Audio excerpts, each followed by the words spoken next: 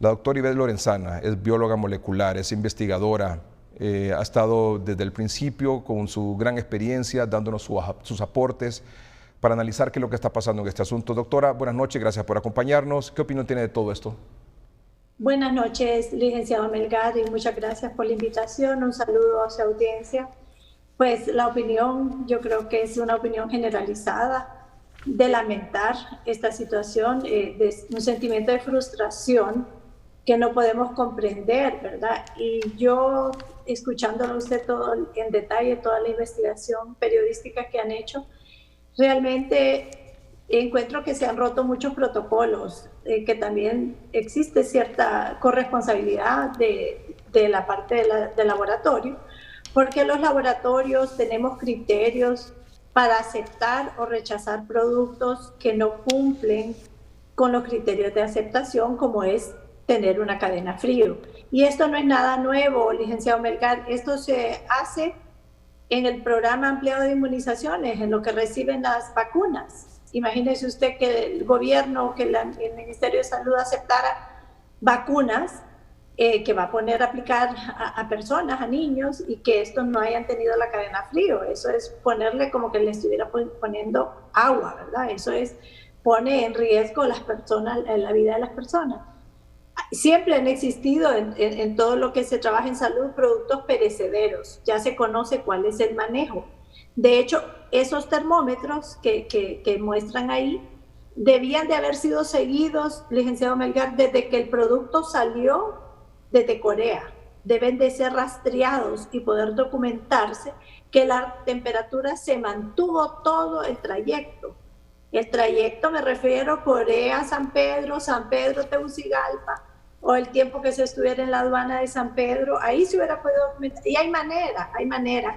Los termómetros guardan unas memorias que usted puede después bajar en la computadora y documentar que todo el lote vino todo este trayecto día por día, hora por hora, documentar la temperatura. O sea que eso también demostraría, ¿verdad? No solo por unas cajas húmedas, sino que documentaría fehacientemente dónde se rompió la cadena frío. Entonces ahí se podrían deducir las responsabilidades. Yo pienso que ya toda la población, todos los compatriotas, todos los hondureños, estamos cansados, licenciado, de estar oyendo excusas, justificaciones, que primero las mascarillas, que después los ventiladores mecánicos, que después los hospitales, que hoy por hoy todavía es una pregunta que muchos nos hacemos, y esto realmente es muy lamentable y solo denota que al interior, ¿verdad?, hay un caos, hay una falta de unificación de criterios, de planificación, porque son varias las cosas, no solamente, bueno, 250,000 pruebas significa muchísimo dinero, y sobre todo, licenciado Melgar, significa el diagnóstico de una enfermedad que es mortal. Y estamos quitándole ese derecho a la población hondureña con un dinero y unos fondos que no son del gobierno, son de nuestros impuestos. Nosotros hemos pagado por esas pruebas y estamos quitando ese derecho y nadie se hace responsable. Y ya son casi 4 meses y esto recién acaba de salir a la luz. ¿Quién se va a hacer responsable por eso? No fue que se arruinaron, por decirlo, una leche que se arruinó, son pruebas de diagnóstico y esto tiene implicaciones, como usted todos los días lo pasa mencionando con el doctor Videa, implicaciones que nos impiden, ¿verdad?, avanzar en el combate ante esta enfermedad, nos impide conocer las verdaderas tasas de incidencia que hay en las diferentes regiones del país, nos impide detectar que hay un brote en Jojona o hay un brote en la vía de San Francisco, qué sé yo. Si no tenemos pruebas, no tenemos manera de hacer un diagnóstico. Y hemos dicho varias veces, yo lo he dicho en su programa, este es el diagnóstico confirmatorio hoy por hoy. Están saliendo nuevas tecnologías, gracias a Dios, y van a salir otras opciones, pero hoy por hoy es lo que tenemos y ya se había pagado por esas pruebas. Y no podemos más que lamentarlo y no podemos más que decir que había una manera, hay criterios, hay protocolos en los laboratorios de decir esto es inaceptable. Iniciar ahí mismo el proceso de reclamo, no 4 meses después. Entonces, frustrante, licenciado, ¿verdad? Estar oyendo cada día cosas que nadie asume quién fue el responsable de esto. ¿Se puede proceder legalmente? ¿Se puede recuperar estas pruebas, doctora? Bueno, mire, si usted manda una encomienda, por más chiquita que haya con estos de entrega de puerta a puerta, usted paga una garantía. Usted paga una garantía por una encomienda lo más pequeño que sea. No digamos, estos insumos tienen que tener también una garantía, un seguro. Todo mundo, cuando son inversiones de esta naturaleza, se paga un seguro que cubre todas estas cosas pues, indeseables. Yo me imagino que tal solicitud tiene que estar cubierto por una garantía y hay que hacer el reclamo a quien corresponda. Si es que no hay responsabilidad de nuestra parte. Sí, porque si se dejaron en aduana, como usted lo acaba de decir, 6 días, las aduanas no tienen, estos son, para que la población entienda, una temperatura de menos 20 es la temperatura que tiene su congelador de su casa, donde usted congela el pollo, pues por eso es que Cadeca lo puede prestar. Es donde usted tiene su carne congelada, donde usted hace hielo. Esa es la temperatura que tiene que venir todo el trayecto, desde que salió de Corea hasta que se recibe y debe de pasar inmediatamente a la misma temperatura. O sea para mantener que el producto, que el insumo que se va a usar esté en óptimas condiciones. Claro. O sea que esto se compró y se le perdió la pista, no se siguió el protocolo establecido, no se le dio el detalle y hasta que incluso llegaron, no se reclamó en tiempo y forma para desaduanarlo rápidamente y evitar que esto hubiese ocurrido. Desgraciadamente esa es la historia que estamos escuchando y sumado a todos los otros actos que hemos estado escuchando, nos hace a nosotros pensar que los hondureños somos como diferentes, ¿verdad? Porque tenemos un nivel de aguante y de aceptación y de soporte que va más allá de cualquier persona normal. Y eso creo que es peligroso porque de repente puede estallarse reacciones inesperadas porque es una cosa tras otra cosa. Y yo con todo respeto de las personas que estuvieron a cargo de eso, pero eso indica negligencia. Y usted sabe que uno puede pecar por acción y por omisión. Y eso no se había dicho nada, eso se había mantenido muy guardado y afortunadamente está saliendo a la luz y lo hace a uno dudar. Y yo siempre he dicho también, yo he dudado de la cadena frío de las muestras que transportan desde Lloro para acá. ¿Cómo no vamos a dudar de estas muestras? Y otra cosa más, licenciado, que yo quiero aprovechar que estamos en comunicación.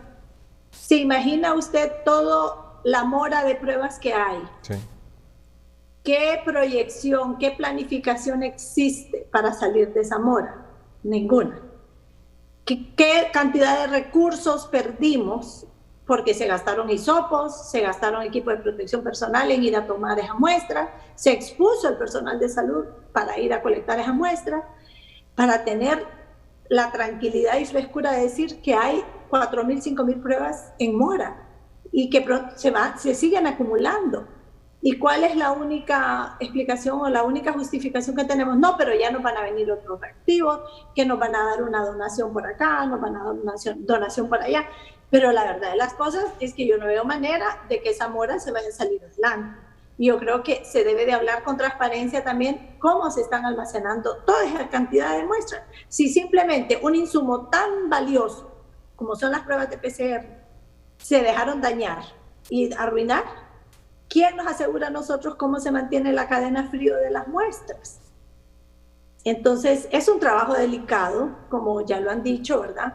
El diagnóstico molecular no es sencillo, pero yo tengo conocimiento que ahí tienen bastante personal, o sea, tienen un personal numerario más bien, ¿verdad? Supernumerario, y que son profesionales que tienen capacidad y que deben de estar encima de las cosas. También escuchamos que vino equipo malo, equipo nuevo que vino malo. Tiene que tener una garantía, licenciado Melgar, ya se hubiera hecho valer esa garantía. Yo lo que he escuchado es que los técnicos de Corea, a través de Zoom, están diciendo cómo reparar esos equipos. Eso es inaceptable aquí en cualquier parte. somos un país pobre, esto no puede ser que nos conformemos con lo peor, o que de repente, o con las obras, o con lo que ajuste, y que de repente más bien se quiera cambiar el paradigma y decir que ya no se necesitan pruebas de PCR. Entonces, este tipo de cosas es inaudito, pues. Y aquí nos vamos todos, ¿verdad? En este barco, si nos hundimos todos. ¿Es aceptable para usted que se diga, por ejemplo, entre otros argumentos por el cual tenemos pocas pruebas PCR realizadas y procesadas, que las máquinas están en mantenimiento durante esta emergencia? No es aceptable. El mantenimiento de un equipo es programado, todo es planificado, y eso lo más que le va a durar es un día. Es un día, ya se tenía identificado, según lo que estaba en las solicitudes de Inves, venían 6 máquinas de PCR, 6 equipos de extracción, campanas, centrífugas, refrigeradas, y así tenía identificados los lugares a que iban a ir estos equipos y cómo se iba a implementar este diagnóstico y descentralizarlo. De repente hubo semejante fragmentación en todo este manejo de la pandemia que ya nadie se hacía cargo de nada. Incluso que usted habrá oído mencionar de unos equipos de Abbott, que son equipos robotizados, automatizados, que son de alto desempeño. Se sugirió que se usara uno en San Pedro y otro en Tegucigalpa. No me explico por qué, solo se ha estado usando uno en San Pedro, no que sé qué pasa con el de Tegucigalpa. Sí escuché que van a pedir más reactivos, pero lo que indica todo esto es que hay una falta de liderazgo, de planificación, de un solo mando unificado que diga las directrices hacia dónde vamos. Yo lo dije antes en un programa aquí suyo, que yo dije que falta una gerencia de ese laboratorio. Ese laboratorio tiene que sufrir una reingeniería, una auditoría y eliminar ese desorden, ¿verdad? Y en un determinado momento decir, licenciado, esa mora, miren, compatriotas, olvidémosla.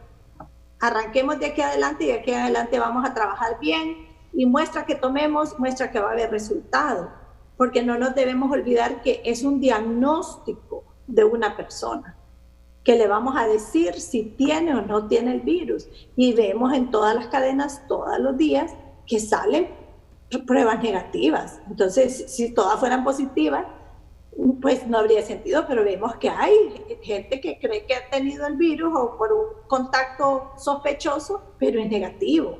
Eso es lo que hace la prueba, diagnosticar e identificar los contagiados de los no contagiados. Y los contagiados ponerlos en cuarentena y avisarle a los contactos. Esa es la estrategia de contención de este virus. Mire cómo serán las cosas, doctora, que ahí me están confirmando en este momento que los médicos en el Hospital Leonardo Martínez aún no han recibido siquiera una llamada telefónica, y peor aún, sus salarios morosos. Están indignados, pero aún así están dedicando 1 hora diaria ad honorem por solidaridad con los pacientes. Son los intensivistas que no están incorporados al Hospital Leonardo Martínez 11 días hoy por falta de pago. Es inaudito, como le digo, son la gente que está poniendo en riesgo su vida, la que está salvando vidas, y esas son las personas que no hay dinero para pagarles, que más bien ya les hubieran subido el sueldo, les hubieran comprado un seguro de vida a esas personas de parte del Estado, porque están exponiendo su vida día a día. Entonces, cuando nosotros no entendemos quién está realmente dirigiendo el barco y cuáles son las prioridades realmente para abordar esta crisis, cuáles son las cosas que son necesarias hacer. Doctora, usted lo ha dicho en, sí, en sus mensajes, ¿verdad? Las brigadas que no hacen pruebas rápidas no tienen sentido, licenciado. No tienen sentido. Sí, fíjese que incluso que las brigadas en San Pedro Sula lo hacen de una manera que creo que son más integrales, más completas, hacen vacunación, prevención de influenza, de gripe, de dengue, de COVID, por supuesto, hacen pruebas rápidas, hacen hisopado, muy completas esas brigadas en San Pedro Sula. Aquí el doctor Harry Bock hace unas, más o menos en ese mismo sentido. Hace 10 días dijo él que las estaban haciendo, lo decía hoy aquí en el noticiero. Ajá, y hay otras brigadas que son las que más se promocionan, que están tomando temperatura, están con el oxímetro y tal vez para tomar la presión, pero sin pruebas, doctora. O sea, no hay algo articulado. En primer lugar, como usted decía, no hay una estrategia definida. Este es el plan que vamos a desarrollar, lo vamos a hacer de esta manera. desde lo mínimo, hasta el detalle, hasta lo grande. No hay. Cada quien se dispara por su lado. Es evidente que Sinajer está aquí, Copeco está acá, Cesal está por otro lado. Hay una desarticulación de todas las acciones que se están tomando. Sí. Lo cual nos indica que esto, si no es por obra y gracia de Dios, esto va a ir para largo, doctora. Así. De nuevo, muchas gracias, doctora. Le agradezco mucho por sus comentarios, por su opinión, por su reflexión tan oportuna, tan profesional que nos hace aquí en el noticiero. Muchas gracias, doctora. Gracias a usted. Buenas noches.